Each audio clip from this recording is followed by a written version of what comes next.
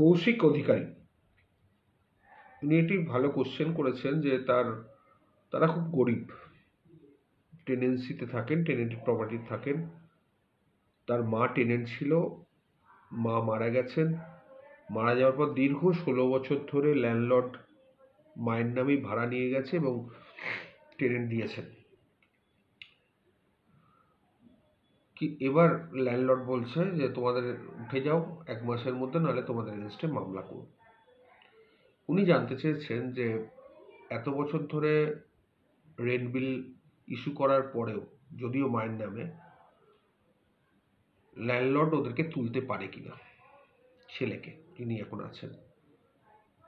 আমি অতি দুঃখের সঙ্গে জানাচ্ছি আপনি উপায় নেই আপনার, কারণ আইনটা আপনার ইচ্ছের বিরুদ্ধে।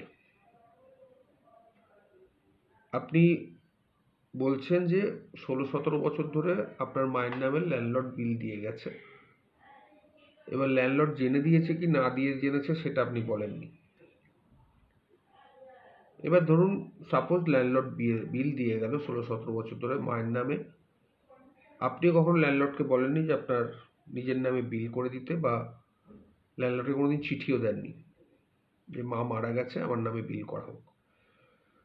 সেটা করেননি, আপনি ভাড়া দিয়ে গেছেন, নো ডাউট মায়ের নামেই ভাড়া দিয়ে গেছেন। সেটা মা মৃত জেনেও ভাড়া নিয়ে গেছেন এবং ল্যান্ডলর্ড মা মৃত জেনেই ভাড়া নিয়েছেন।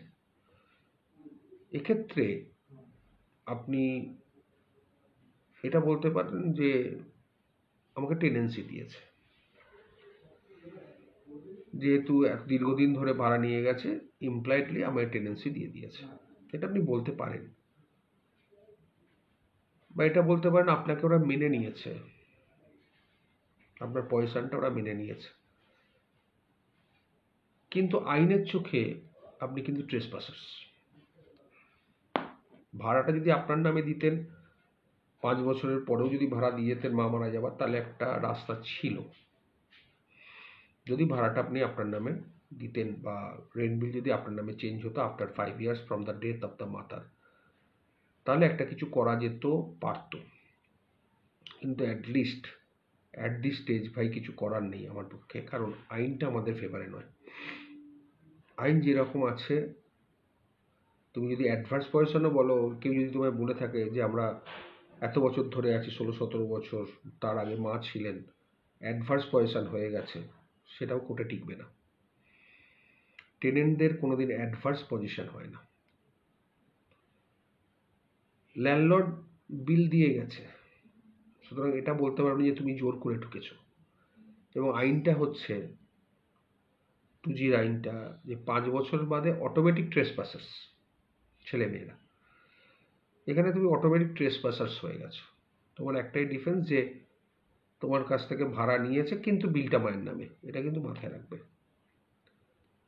এবার মৃত লোকের নামে বিল দিলে সেটা অপরাধ কি অপরাধ নয়, বা মৃত লোকের নামে ভাড়া জমা করলে সেটা অপরাধ কি অপরাধ নয়, সেটা পরের কথা।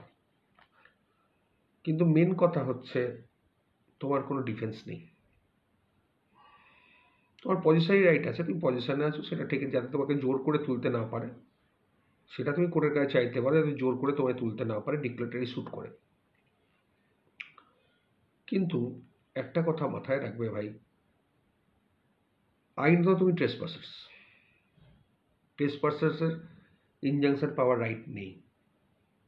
যদিও জাজমেন্ট আছে যে without due process of law কাউকে তোলা যায় না। সেখানে উচ্ছেদের মামলা যদি ল্যান্ডলর্ড করে, এবার সেটা কী গ্রাউন্ডে করবে তার উপর নির্ভর করে। যদি শুধুমাত্র প্রেমিসিস টেনেন্সি একটা 6(4) নোটিশ দিয়ে মামলা করে, তোমাকে টেনেন্ট অ্যাকসেপ্ট করে নিয়ে, সেক্ষেত্রে মামলাটা ব্যাড হবে। যদি তোমার কোনো ভালো লয়ার থাকে, একটা কথাই বলবে যে না না আমরা টেনেন্সি নয়, আমরা তো লাইসেন্সি। কারণ 5 বছর বাদে অটোমেটিক্যালি আমি ট্রেসপাসার হয়ে গেছি, তারপরে ল্যান্ডলর্ড পারমিশন দিয়েছে, পারমিসিভ অকুপায়ার, সুতরাং ওয়েস্ট বেঙ্গল প্রেমিসিস টেনেন্সি অ্যাক্টের মামলা টিকবে না। এটা ধরো তোমার লয়ার বলল। ওই পয়েন্টে কোর্ট মেনে নিল যে তুমি টেনেন্ট নও, তুমি লাইসেন্সি এবং ল্যান্ডলর্ডের মামলাটা, যেটা সেকশন 6(4) নোটিশ দিয়ে 1 ক্লিয়ার মান নোটিশ দিয়ে করা হচ্ছে তোমাকে টেনেন্ট মেনে, সে মামলাটা ডিসমিসড হয়ে গেল। খুব ভালো কথা, মামলাটা তুমি জিতে গেলে।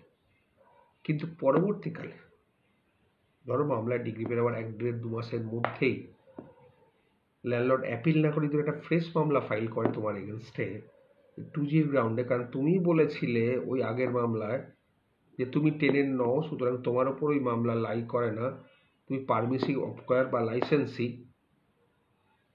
তাহলে তোমার লাইসেন্সটা আমি রিভোক করে দিলাম, তোমায় নোটিশ পাঠিয়ে দিয়েছি, ফ্রেশ নোটিশ একটা পাঠিয়ে দিলাম 15 দিন বা 14 দিন বা 1 মাস, 7 দিন, 10 দিন, what ever it may be. তোমাকে যে পারমিসিভ অকুপেশনে রেখেছিলাম, যে আমার পারমিশন নিয়ে তুমি ছিলে, সেটাকে রিভোক করে দিলাম, তুমি 10 দিনের মধ্যে ঘর ছেড়ে দাও। ছাড়লে না, তোমার আবার মামলা করলো। এই মামলায় কিন্তু তুমি সেই ডিফেন্স দিতে পারবে না, না তুমি টেনেন্ট, তুমি লাইসেন্সি নও। কারণ আগের মামলায় তুমি একটা ডিফেন্স নিয়েছিলে তুমি টেনেন্ট নও, পরবর্তীকালের মামলায় তুমি এটা ডিফেন্স নিতে পারবে না যে আমি টেনেন্ট। এক্ষেত্রে তুমি কিন্তু হেরে যাবে, কিছু করার নেই, আইনটাই এরকম।